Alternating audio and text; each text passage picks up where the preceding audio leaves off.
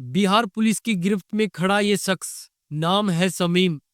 जब पुलिस उसके घर रेड मारने पहुंची तो घर के दरवाजे पर दो ताले लटके थे। पुलिस को अंदाजा था कि अंदर कुछ बड़ा छिपा है। जैसे ही ताले तोड़े गए और दरवाजा खुला, अंदर का नजारा किसी डरावने सपने से कम नहीं था। कमरे में न कोई खिड़की थी न कोई रोशनी, बस अंधेरा और एक अजीब सी दम घोट देने वाली बदबू। पुलिस जैसे जैसे अंदर बढ़ती गई, बदबू और तेज होती गई। हर तरफ गंदगी, इंसानी मल और टॉयलेट का अंबार लगा था। पुलिस ने कमरे का दरवाजा खोला और अंदर से निकली एक छोटी सी बच्ची, कमजोर, दुबली पतली, डरी हुई, चेहरा पीला, कपड़े फटे हुए और शरीर पर जगह जगह जख्म। पुलिस उस वक्त सन रह गई जब पुलिस को पता चला कि वो बच्ची 3 सालों से इसी कमरे में बंद थी। 3 सालों तक ना धूप देखी, ना आसमान, ना कोई अपनापन, बस जुल्म, दर्द, हवस की आग। वो बच्ची लगातार जुल्म झेलती रही। कई लोग आते और उसके साथ दरिंदगी करते, और ये सब कुछ होता था समीम की जानकारी में, बल्कि उसी की मर्जी से। समीम खुद भी उस बच्ची को इंजेक्शन देता, उसे बेहोश करता, फिर अपने हवस का शिकार बनाता। कभी डंडे से मारता, कभी गलत जो उसका गला घोटने की कोशिश करता। 2-2 दिन तक बिना खाना पानी के उसे तड़पाता रहता। और यही नहीं, इस दरिंदे ने उस बच्ची के पूरे परिवार को भी मिटा दिया। इसके भाई को रेलवे ट्रैक पर फेंक दिया, बाप को खेत में मारकर छोड़ दिया, और माँ, जिसे वो खुद मोहब्बत कहा करता था, उसे भी मौत के घाट उतार दिया। एक ऐसी मोहब्बत की कहानी जिसने पूरे परिवार को तबाह कर दिया। एक ऐसी लव स्टोरी जिसकी एंडिंग उस माँ की बेटी ने भुगती, 3 साल तक कैद रहकर, दर्द में तड़प कर। वो घर जहां न बाथरूम था, न टॉयलेट, न इंसानियत, उसी गंदगी में उसे रहना पड़ता था, और वहीं उसे जख्मों के साथ जीना पड़ता था। अब सवाल उठता है, क्या थी इस कहानी के पीछे की असली सच्चाई? कौन थी वो माँ, और कैसे उसकी मोहब्बत ने उसकी ही बेटी को नर्क में झोंक दिया?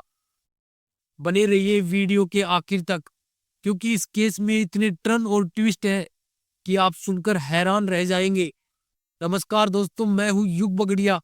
अगर आप पहली बार हमारे चैनल पर आए हैं तो चैनल को सब्सक्राइब कर लीजिए और बेल आइकन दबा दीजिए, ताकि हमारी हर नई कहानी की नोटिफिकेशन सबसे पहले आपको मिल सके। दोस्तों, आज की कहानी इतनी रहस्यमयी और दिल दहला देने वाली है कि इसे सुनकर आप सोच में पड़ जाएंगे। ये कहानी है प्यार, लालच और विश्वासघात की एक ऐसी साजिश की जिसने एक हंसते खेलते पूरे परिवार को बर्बाद कर दिया। तो चलिए इस कहानी को शुरू से जानते हैं। ये कहानी है 2015 की, लेकिन इसे आज सुनाने का मकसद ये है कि बिहार पुलिस ने सालों की मेहनत के बाद कुछ महीने पहले आखिरकार इस हैवान मोहम्मद समीम को गिरफ्तार कर लिया। लेकिन जब पुलिस ने उसके घर से उस बच्ची को निकाला, वो मंजर कोई भूल नहीं सकता। कमरे में इतनी बदबू थी कि पुलिसकर्मी सांस तक नहीं ले पा रहे थे।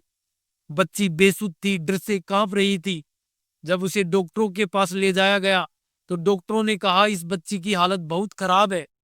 शरीर पर पुराने और ताजे दोनों जख्म थे। ऐसा लग रहा था जैसे उसे रोज यातनाएं दी जा रही हों, और उसके अंदरूनी अंगों तक में चोट के निशान थे। डॉक्टरों ने कहा इस बच्ची को शारीरिक नहीं, मानसिक ज्यादा जख्म है। वो किसी को देख नहीं पा रही थी, हर आदमी से डर रही थी। कई दिनों की देखभाल और भरोसे के बाद जब महिला डॉक्टरों ने इसे समझाया, तब जाकर वो बोल पाई। उसने कहा मेरा नाम सिमरन है, नाम बदला हुआ है। और उसके बाद जो कहानी उसने बताई वो किसी भी इंसान को अंदर से झकझोर दे।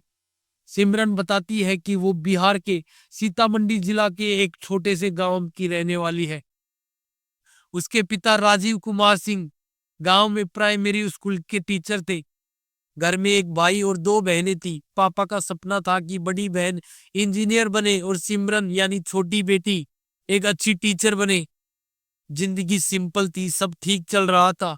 लेकिन कुछ ही दिनों में एक ऐसा मोड़ आया जिसने इस घर की खुशियों को ही निगल लिया। दरअसल एक दिन सिमरन के पिता राजीव कुमार की मुलाकात एक पत्रकार से होती है। नाम था मोहम्मद समीम। जब इनके बीच मुलाकात होती तो अक्सर पॉलिटिक्स और चुनाव की बातें होती। अब बातें इस कदर होने लगी कि धीरे धीरे समीम का घर पर आना जाना बढ़ गया। वो रोज दोपहर के वक्त घर आने लगा, कभी चाय पर, कभी किसी बहाने से बातें करने। सिमरन बताती है कि उसे बस इतना पता था कि समीम पापा के दोस्त है और एक पत्रकार है।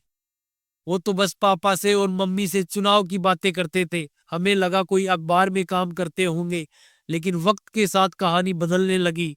अब समीम का ध्यान घर की औरतों की तरफ ज्यादा होने लगा, खासकर सिमरन की माँ की तरफ। जब पापा स्कूल चले जाते तो वो दिन के 11-12 बजे घर आ जाता, माँ से बातें करता, उन्हें हंसाने की कोशिश करता। धीरे धीरे उसने हदें पार करनी शुरू कर दी।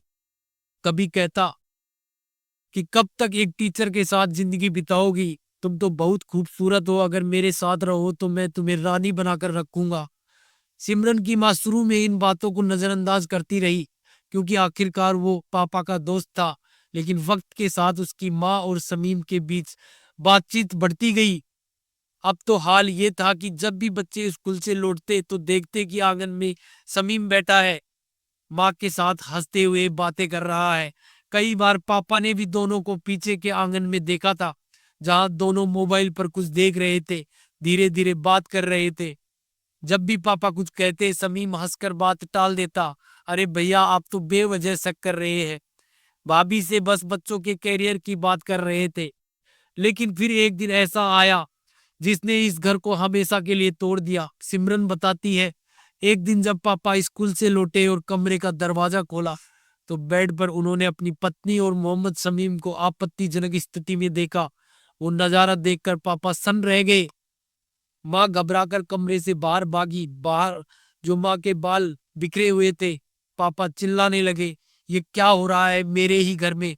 समीम सफाई देने लगा, भैया आप गलत समझ रहे हैं। लेकिन पापा ने साफ कहा, आप मेरे कमरे में मेरी पत्नी के साथ और कह रहे हो गलतफहमी है। बस उसी दिन से समीम का घर में आना जाना बंद कर दिया गया। राजीव ने साफ कह दिया, आज के बाद तुम्हारा इस घर में कोई काम नहीं। तुम्हारे आने से मेरा परिवार टूट रहा है। कुछ दिन सब शांत रहा, लेकिन करीब 10 दिन बाद एक सुबह समीम अचानक घर पहुंचा। चेहरे पर घबराहट थी। बोला, राजीव भैया, आपके रिश्तेदार बहुत बीमार हैं, जो मेरे गांव के पास रहते हैं, उन्होंने आपको बुलाया है। राजीव कुछ समझ नहीं पाए और जल्दबाजी में समीम के साथ निकल गए। लेकिन वो नहीं जानते थे कि वो घर से आखिरी बार निकल रहे हैं। सिमरन बताती है कि समीम उन्हें एक सुनसान खेत में ले गया, जहां पहले से ही उसके 2-3 आदमी मौजूद थे। उन्होंने मिलकर मेरे पिता का गला दबा दिया। उसके बाद उनकी लाश खेत में फेंक दी। 2 दिन तक कुछ पता नहीं चला, और जब तीसरे दिन खेत में एक लाश मिली, पहचानने पर पता चला वो मेरे पिता थे। अब कहानी यही से और खौफनाक हो जाती है। पहला मर्डर तो मोहम्मद समीम ने कर ही दिया था, लड़की के पिता का। लेकिन कुछ हफ्ते भी नहीं बीते थे कि एक दिन लड़की का छोटा भाई खेलते हुए घर से बाहर गया और फिर कभी लौटकर नहीं आया।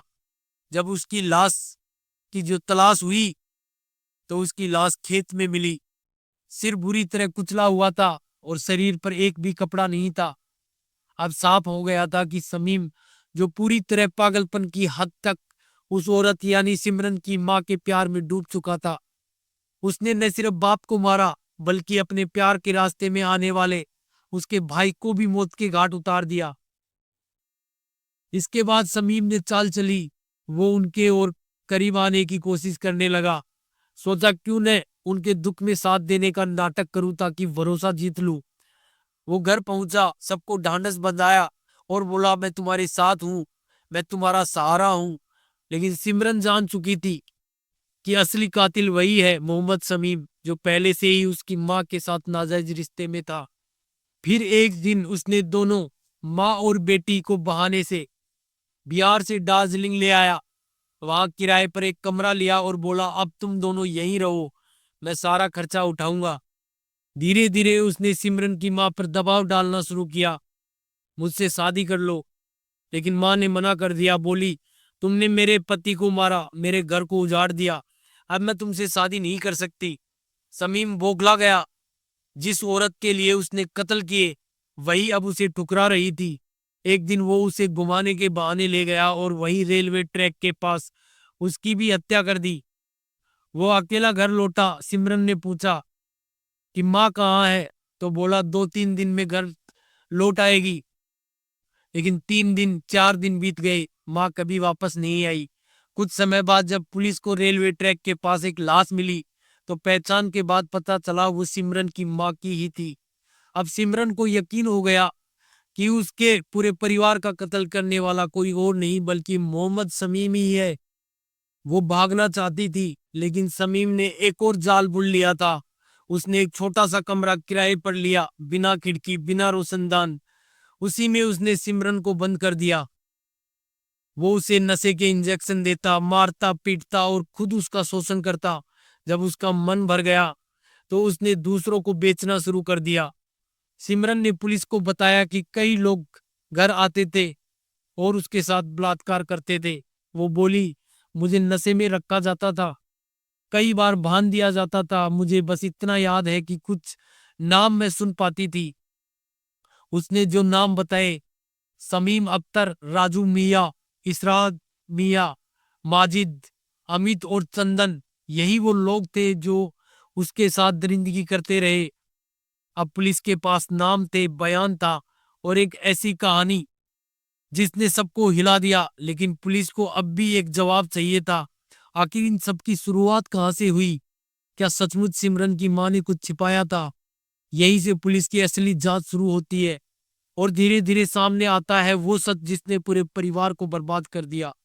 पता चलता है कि रीना उर्फ खुशबू अपने पति से पहले डोमेस्टिक वायलेंस झेल चुकी थी, जिसके चलते पति राजीव जेल में गया। वही सीतामंडी जेल में समीम मौजूद था। खुशबू अपने पति के साथ जिंदगी बिताने के लिए मजबूर थी और वो अपने पति से मिलने अक्सर जेल में जाती। जेल में ही समीम ने खुशबू को पहली बार देखा।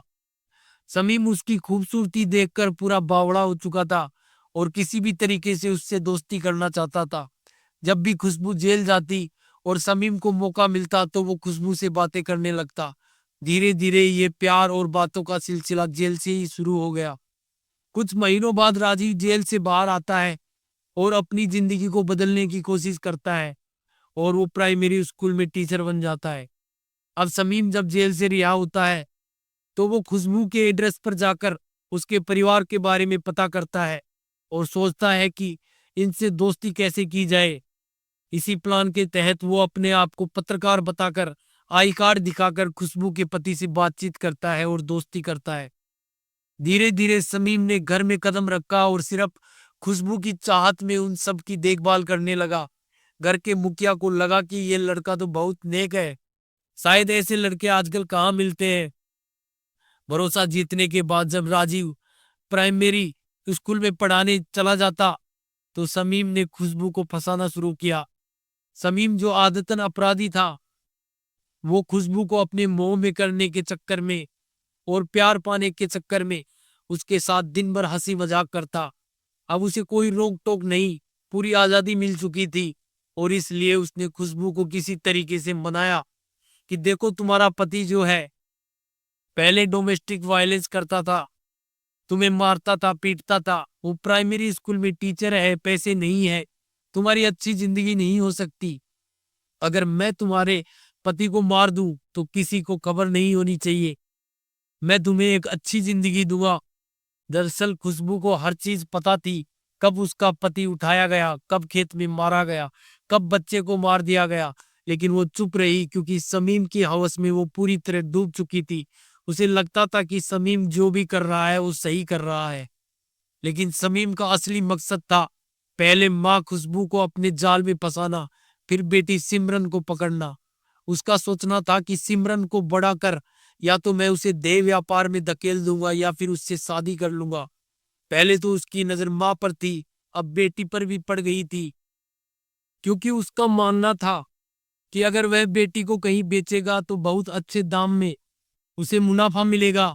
साथ ही घर की बड़ी जायदाद को पाने के लिए उसे खुशबू से शादी करनी थी। प्लान के तहत उसने परिवार के एक एक सदस्य को मौत के घाट उतार दिया था। उसके बाद उसने कहा, ठीक है, तुम मेरे साथ कहीं बाहर चलो, क्योंकि यहाँ पर रहना बिल्कुल भी सुरक्षित नहीं है। खुशबू शादी के लिए तैयार तो नहीं थी, लेकिन लिव इन में रहने के लिए एक दूसरी जगह जाने को तैयार हो गई। लेकिन जब खुशबू उसके साथ जा रही थी, उसे समझ में आ चुका था कि यह इंसान बिल्कुल ठीक नहीं है और उससे बहुत बड़ी गलती हो गई है। अपने ही मन में वह सोच रही थी कि मैं किस तरीके से पश्चाताप करूं। वह शादी के लिए बार बार मना कर रही थी क्योंकि उसे अंदाजा हो चुका था कि समीम उसकी बेटी का देह व्यापार करना चाहता है। एक रोज खुशबू भी अचानक गायब हो जाती है। इसके बाद जो बेटी थी, वह बार बार पूछती कि मम्मी कहाँ है, मम्मी कब तक आएगी। समीम उसे डराता धमकाता कि अगर तुमने बाहर जाकर मुंह खोला तो जिस तरीके से तुम्हारे परिवार वाले गायब हुए हैं एक एक कर, तुम भी गायब हो जाओगी। रीना की हत्या के बाद समीम ने सिमरन को एक ऐसे कमरे में कैद कर दिया जहां ना खिड़की थी न कोई रोशनदान। सिमरन को नशे के इंजेक्शन दिए जाते, डंडों से पीटा जाता और उसका बार बार रेप किया जाता। 3 साल तक सिमरन उस नर्क में तड़पती रही। उसकी चीखें उस अंधेरे कमरे में दबकर रह जाती। 2017-18 में बिहार पुलिस को एक टिप मिली। जब वो समीम के रेंटेड मकान पर पहुंची तो 2 ताले तोड़ने पड़े। अंदर का मंजर देखकर पुलिस सन्न रह गई। एक दुबली पतली बेजान सी लड़की फटे कपड़ों में गंदगी और बदबू के बीच सिमरन को रेस्क्यू किया गया और उसे अस्पताल ले जाया गया। सिमरन की मानसिक स्थिति बेहद खराब थी, लेकिन सिमरन ने हिम्मत दिखाई और पुलिस को पूरी कहानी बताई। उसने समीम और उसके साथियों के नाम लिए, लेकिन समीम तब तक फरार हो चुका था। पुलिस ने राजू मिया और इसरार मिया को पकड़ा, जिन्हें 2022 में फांसी की सजा सुनाई गई। हालांकि अभी तक फांसी नहीं हुई। माजिद, अमित और चंदन को सबूतों के अभाव में छोड़ दिया गया। समीम नेपाल भाग गया था। बिहार पुलिस ने लुकआउट नोटिस जारी किया। 2017 में नेपाल पुलिस ने उसे गिरफ्तार किया। उसे लगा वो बच गया, लेकिन 2025 में कुछ महीने पहले बिहार पुलिस ने उसे नेपाल से उठाकर इंसाफ के लिए कानून के दरवाजे पर लाकर खड़ा कर दिया। आज वो हिरासत में है और कोर्ट में केस चल रहा है। इस केस में बिहार पुलिस की लापरवाही साफ दिखती है। पहली गलती, राजीव की हत्या को हादसा मान लिया गया। गांव वालों ने समीम और रीना के रिश्ते की बात बताई, लेकिन पुलिस ने जांच नहीं की। दूसरी गलती, सिमरन की भाई की हत्या को भी हल्के में लिया गया। एक ही परिवार के 2 लोगों की हत्या, फिर भी कोई गंभीर जांच नहीं। तीसरी गलती, जब रीना गायब हुई तब भी पुलिस ने परिवार की तलाश में तेजी नहीं दिखाई। अगर पुलिस ने शुरू में ही ठीक से जांच की होती तो शायद सिमरन को 3 साल का नरक न झेलना पड़ता। गांव में पुलिस का रवैया अक्सर लापरवाह होता है, जबकि शहरों में छोटी सी घटना पर पूरा महकमा सक्रिय हो जाता है। सबसे दुखद पहलू यह है कि रीना ने समीम की साजिश में साथ दिया। वो जानती थी कि राजीव और बेटे की हत्या हो रही है, लेकिन हवस और समीम के वादों में डूबकर चुप रही। उसकी ये गलती पूरे परिवार की बर्बादी का कारण बनी। आखिर में समीम ने उसे भी नहीं बख्शा। ये कहानी बताती है कि गलत रिश्ते और लापरवाही कितनी भयानक तबाही ला सकती है। एक माँ का विश्वासघात, एक हैवान की हवस और पुलिस की लापरवाही ने एक हंसते खेलते परिवार को उजाड़ दिया। सिमरन की हिम्मत ने आखिरकार सच सामने लाया, लेकिन 3 साल की यातना और परिवार का खात्मा वो दर्द है जो कभी नहीं मिटेगा। दोस्तों, अगर आपको हमारी कहानी पसंद आई तो चैनल को सब्सक्राइब करना न भूलें और बेल आइकन दबा दें, ताकि हमारी हर नई वीडियो की नोटिफिकेशन सबसे पहले आपको मिल सके। इस वीडियो को अपने दोस्तों और परिवार के साथ शेयर करें ताकि जागरूकता फैले। हमारा मकसद सिर्फ कहानी सुनाना नहीं, बल्कि आपको सतर्क और जागरूक करना है। अगर आपके पास कोई ऐसी कहानी है जो आप हमें बताना चाहते हैं तो कमेंट बॉक्स में लिखें। मिलते हैं अगली वीडियो में एक नई कहानी के साथ। जय हिंद, जय भारत।